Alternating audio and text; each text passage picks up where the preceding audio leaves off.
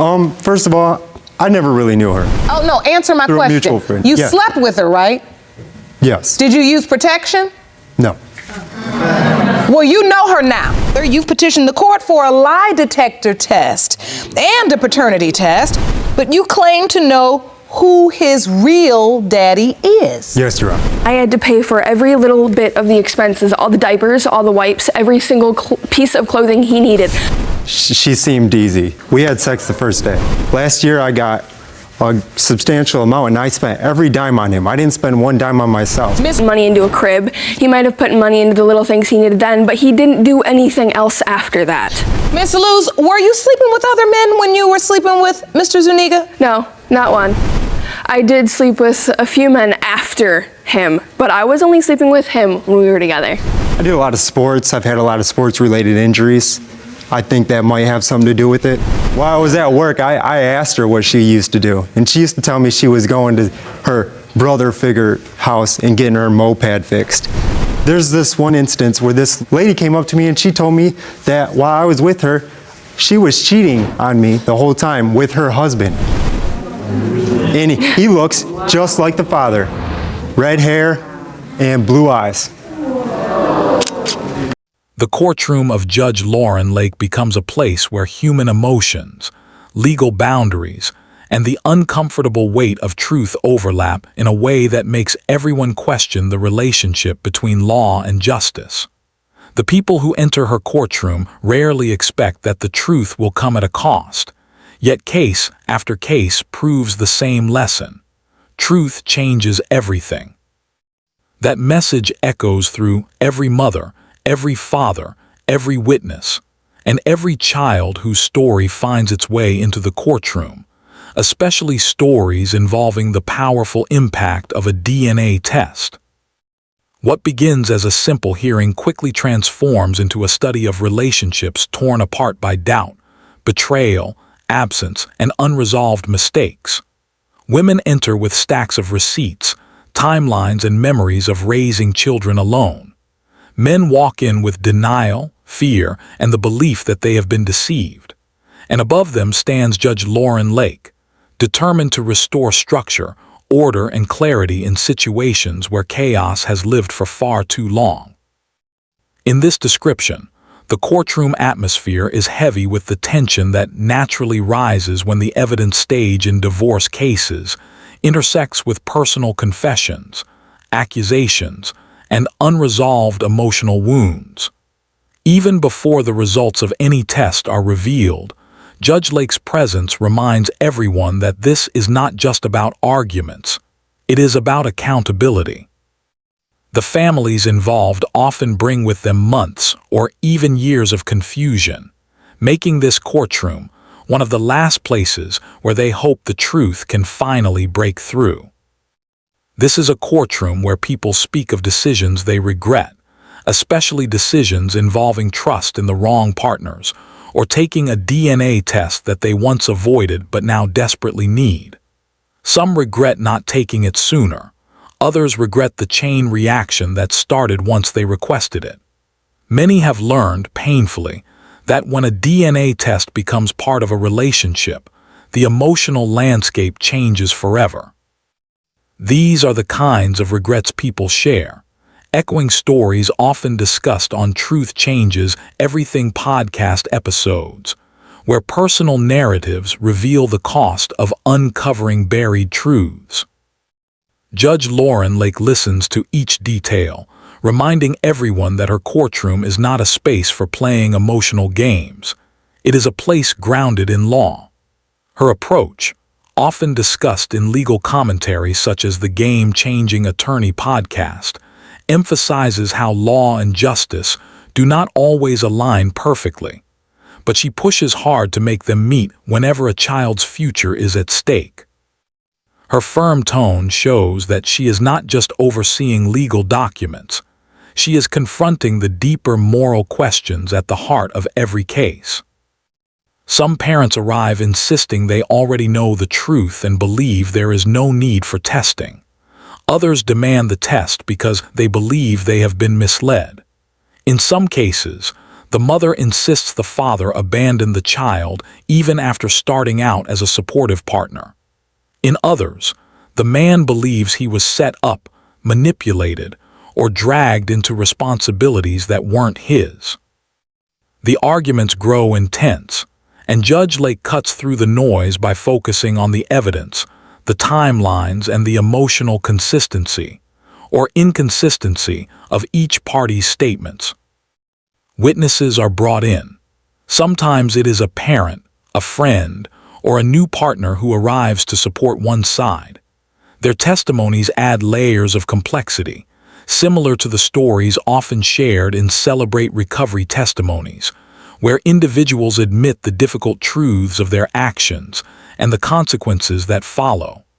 The courtroom becomes a space where everyone is compelled to confront their own accountability. As the case unfolds, Judge Lake often explains that in law, adverse inference in evidence act can apply when one party avoids transparency. If someone refuses to cooperate, lies in their statements, or hides information, the court may infer guilt or dishonesty. This principle weighs heavily in paternity cases because the refusal to take a test or the inconsistencies in a person's narrative can influence the perception of the court. These legal principles, while rooted in statutes, also reflect broader themes in jurisprudence. The concept of justice in jurisprudence, where fairness is reconstructed piece by piece through logical reasoning and verified facts. The tension rises as both sides relive their relationships. Some talk about brief encounters that turned into lifelong consequences. Others describe long-term relationships filled with cheating stories, emotional neglect, and broken promises. Many men insist they cannot be the father because the mother was unfaithful. Some women admit to past mistakes, but maintain that the child belongs to the man they brought to court. These moments echo stories often told in DNA test cheating stories, filled with emotional turbulence, and the fear of seeing one's life transformed in seconds by scientific evidence. Judge Lauren Lake listens without judgment but with a stern expectation of honesty. Her presence signals that personal excuses will not overshadow the courtroom's search for the truth. She maintains a balance between compassion and firmness, challenging the narratives that do not align with logic. She asks direct questions, cuts through exaggerated claims, and brings the focus back to the key issue, the child at the center of the case. The families involved often bring up matters of responsibility, including financial obligations such as child support, a topic often shaped by Supreme Court principles regarding parental duty. When a man denies paternity, he is also resisting the legal and financial responsibilities that come with fatherhood. The stakes are not just emotional, they are legal, structural, and long-term. In many cases, discussions expand into the emotional and psychological impact on the children. Judge Lake emphasizes repeatedly that the child did not choose the circumstances, did not choose the relationship, and should not bear the consequences of adult mistakes. This echoes themes often discussed on the Divorce Course podcast, which covers the real-life emotional impacts of broken relationships. Some cases involve children born within marriages, where the legal presumption of paternity complicates everything. Others involve casual relationships that lasted only a few days or weeks. Some involve partners discovering the truth only after months of raising a child they believed was theirs. And some involve mothers dealing with the pain of abandonment shortly after giving birth. There are moments when Judge Lake listens to heartbreaking testimonies from mothers who raise children alone, fathers who feel betrayed, and partners who discover hidden relationships only after DNA results reveal unexpected truths. In several cases, families speak of their experiences with adoption stories, full episodes, expressing the struggles of raising children who are not biologically theirs, but still deserving of love and security. These stories highlight how DNA can define biological ties, but cannot determine whether someone chooses to be a parent in action. Throughout the case, Judge Lauren Lake asks sharp questions about timelines, intimacy dates, and the sequence of events. She examines text messages, photos, receipts, and social media posts submitted as evidence. She also weighs the verbal contradictions and behavioral patterns of each individual, reflecting how emotional narratives often clash with factual timelines. Her rigorous questioning serves to ensure that the courtroom remains guided by truth, not speculation. People often discuss in emotional podcasts how life-changing these moments can be. Legal analysts on podcasts like Relationship Between Law and Justice frequently emphasize that in cases involving children, moral accountability becomes as significant as legal proof. It becomes evident that the DNA test does more than assign biological ties. It forces people to confront their choices, their relationships, and their moral commitments. Many individuals admit, sometimes under pressure, that they made mistakes during the relationship. Some admit to cheating. Others admit to withholding information out of fear. Judge Lake's role becomes essential in guiding them toward honesty, responsibility, and healing, even when the process is painful. Some fathers express belief that they are sterile due to past medical issues or long-term inability to conceive in previous relationships. These personal assumptions cause them to reject the possibility of fatherhood, creating emotional distance from the child. In response, Judge Lake explains that assumptions cannot override biological evidence, and that the test will determine the truth conclusively. As the arguments continue, the courtroom fills with emotional statements, regrets, and final confrontations before the results. Even the audience senses the weight of what is about to happen, the shift that occurs when science speaks. And at last, when the DNA envelope is brought before Judge Lauren Lake, everything becomes silent.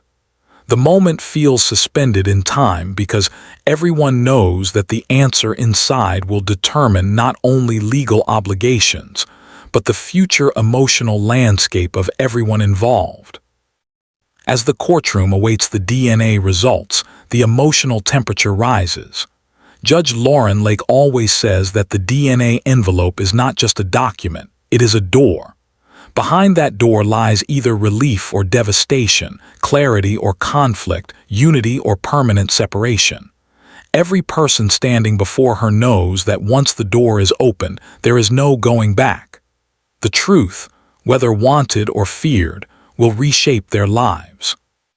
The parents continue to speak, sometimes out of desperation, sometimes out of exhaustion. Many of them feel cornered by their own past decisions. Some insist that they told the truth from the beginning.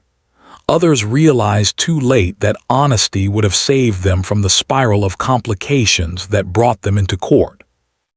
Their stories reflect themes frequently discussed in legal commentary, such as the difficult balance between law and justice, a topic highlighted in the Relationship Between Law and Justice discussions and legal analysis podcasts. These cases demonstrate how law must navigate human imperfection to achieve fairness. Judge Lauren Lake listens intently, weighing each statement through her understanding of family law, evidence evaluation, and the emotional dynamics that influence people in moments of fear.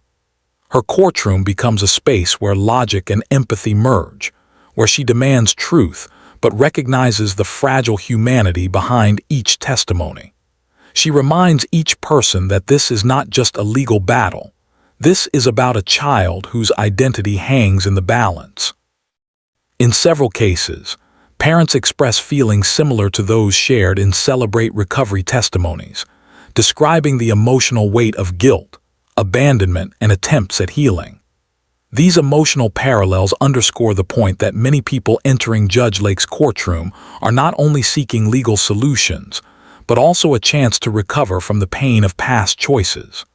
Some mothers speak about raising a child without support, fueled by anger, determination, and exhaustion. Some fathers speak about a deep internal fear of committing to a child that might not be biologically theirs. These fears, often rooted in old wounds, shape their behavior and decisions. Judge Lake challenges them to face these fears rather than allow them to destroy their families. She tells them that avoiding responsibility only deepens the emotional wounds that already exist. Her sharp but compassionate voice keeps them grounded in reality. She cuts through deflections, excuses, and dramatics with precision. When she sees inconsistency, she probes deeper. When she hears truth, she acknowledges it. Her role carries both the weight of authority and the warmth of a mediator. As the arguments continue, deeper layers of conflict emerge. Some men reveal that they believed they were sterile, often because they had never conceived in previous long-term relationships. This belief becomes a psychological shield, allowing them to deny paternity before seeing the DNA test. Judge Lake counters this by explaining that assumptions cannot replace science. She emphasizes that fertility can change over time and that self-diagnosis cannot override biological evidence. These moments echo themes found in legal podcasts, such as the Game-Changing Attorney podcast, where experts describe how emotional narratives can distort people's understanding of legal truth. Listening to these episodes, one learns how people often treat assumptions as facts when navigating fear, betrayal, or confusion. Judge Lake sees this behavior repeatedly in her courtroom, and she works to dismantle it through straightforward explanations of the law, evidence, and the obligations that come with parenthood. Meanwhile, the mothers describe their experiences during pregnancy, attending doctor appointments alone, preparing for childbirth without a supportive partner, and raising infants in emotionally unstable environments. Their voices reveal loneliness mixed with determination. Some recount how they hoped their partners would step up, only to face silence or rejection. These descriptions often echo real-life emotions heard on the Divorce Course podcast, where individuals describe how relationships crumble long before the legal paperwork is filed. In cases involving divorce or separation, the courtroom often addresses the evidence stage in divorce cases, examining timelines, communication records, and financial contributions, or lack thereof. Judge Lake emphasizes that when a couple divorces, truth becomes even more essential. Lies told during a relationship may cause pain, but lies told in court can cause legal consequences. Her reminders about honesty stem from her commitment to ensuring that justice is not clouded by emotional manipulation. Witnesses also play a significant role in shaping the court's understanding. Sometimes a mother brings a family member who saw how the alleged father treated the child. Sometimes the alleged father brings a witness who claims the mother was involved with multiple partners. These testimonies create a picture that is messy, emotional, and deeply human. Just like stories of adoption shared in Adoption Stories full episodes, these narratives reveal the complexity of establishing familial identity, especially when biology, responsibility, and emotional commitment collide. In many instances, the families express frustration that their private lives have become public, as if being in a courtroom makes them relive every mistake. Yet Judge Lake encourages them to see this moment as a turning point rather than a punishment.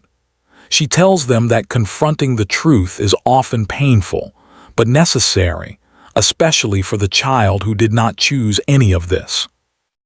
The drama intensifies when both sides argue about the moments leading to conception. In some cases, the mother insists she was faithful during the window of conception. In others, she admits she was intimate with more than one person. The father sometimes recalls specific incidents that fueled his doubts, rumors, messages, unexplained absences, or inconsistencies in her story. These details often mirror the emotional tension of DNA test cheating stories, where each revelation fuels more suspicion, heartbreak, and the desperate need for clarity. Judge Lake's tone becomes firmer when the arguments turn into personal attacks. She reminds them that the courtroom is not a place for disrespect. She insists each person address her, not each other. Her command of the room often shifts the energy, restoring order when emotions flare. She ensures that although the case is deeply personal, the courtroom remains grounded in legal procedure.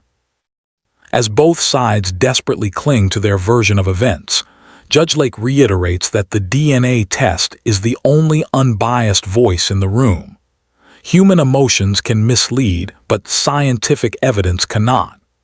This message resonates deeply with the families, who realize that their arguments, whether emotional or defensive, cannot change what the test will reveal. The tension in the courtroom becomes even heavier when Judge Lake discusses the legal implications of paternity.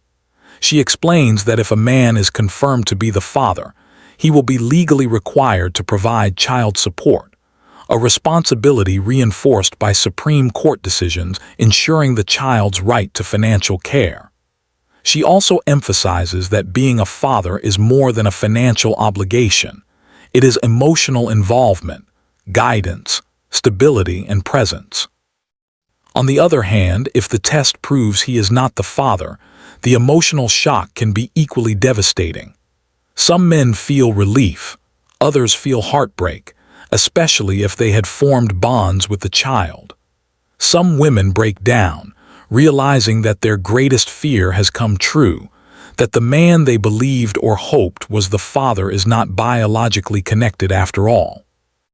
Judge Lake reminds everyone that in cases where paternity is disproven, the child must still be cared for. Biological truth does not eliminate the need for stability. Her courtroom becomes a place where families grapple with reality while being guided toward the next steps, whether that means establishing legal paternity for another man, revisiting custody arrangements, or restructuring emotional expectations. Many families express regret similar to the stories told in the Truth Changes Everything podcast, where people reflect on pivotal moments that altered their lives. The parents in this courtroom also experience such moments. They revisit mistakes, reconsider choices, and often recognize the consequences of miscommunication, impulsiveness, and emotional immaturity. Amid this emotional unraveling, Judge Lake continues to focus on the child, always the child. She reminds the parents that everything they do from this point onward should reflect not their anger, but their child's best interests. Her guidance forces the families to shift their perspective from self-defense to responsibility. As the second part of this description nears its close, the courtroom feels like a ticking clock. Every person involved senses that the revelation of the truth is moments away. The emotional energy peaks, arguments quiet down, hearts race. Even the air feels heavier, because in this courtroom, the DNA envelope is the final speaker, the one voice that cannot be challenged. And so, with everyone standing on the edge of truth, Judge Lauren Lake prepares to open the envelope that will change each life forever. As Judge Lauren Lake holds the sealed DNA envelope, the entire courtroom feels suspended in a moment that is both silent and overwhelming. The parents, witnesses, and extended family members brace themselves. Everyone understands that this small piece of paper carries the weight of identity, responsibility, and truth. It carries answers to questions that have haunted relationships, broken trust, and reshaped lives. It holds scientific certainty in situations clouded by emotional confusion. And in this courtroom, truth changes everything, whether people are ready for it or not. Judge Lake often says that the DNA envelope represents the moment where law and reality merge. Discussions in the relationship between law and justice often highlight how evidence transforms personal narratives into legal outcomes. Here, that transformation becomes visible. Every lie, doubt, accusation, and regret that was voiced in the courtroom is about to meet the force of objective truth. And because of that, the tension is almost unbearable. Before she opens the envelope, Judge Lake typically asks if either party has anything left to say. Some parents take this final moment to speak emotionally, confessing, apologizing, or pleading for understanding. Others remain silent, unable to find words. The courtroom often witnesses moments echoing the emotional vulnerability heard in Celebrate Recovery testimonies, as individuals face the consequences of their past decisions. Many cry. Some try to hold themselves together. And Judge Lake reminds them that no matter what the envelope contains, they must face the truth with maturity. When she opens the envelope, the room breathes differently. Her voice becomes the bridge between uncertainty and finality. She reads slowly, carefully, ensuring that every word lands with clarity. The results reveal whether the man standing in front of her is biologically connected to the child whose future depends on this very moment. If the man is the father, the courtroom often erupts in emotional release, sometimes relief, sometimes shock, sometimes anger. Judge Lake immediately shifts into guidance mode. She reminds the father that a positive result is not a moment for ego or blame. It is a moment for responsibility. She emphasizes the legal duties that arise instantly, including child support, which is deeply shaped by legal precedents including Supreme Court rulings that stress the importance of financial provision for children. She also addresses the deeper moral obligation of fatherhood. She tells him that being a father is not merely about biology. It is about presence, consistency, and emotional involvement. This message aligns with broader discussions in jurisprudence about the concept of justice in jurisprudence, which emphasizes that law must be accompanied by ethical responsibility for justice to be complete. If the man is not the father, a different kind of emotional storm takes over the courtroom. Mothers often break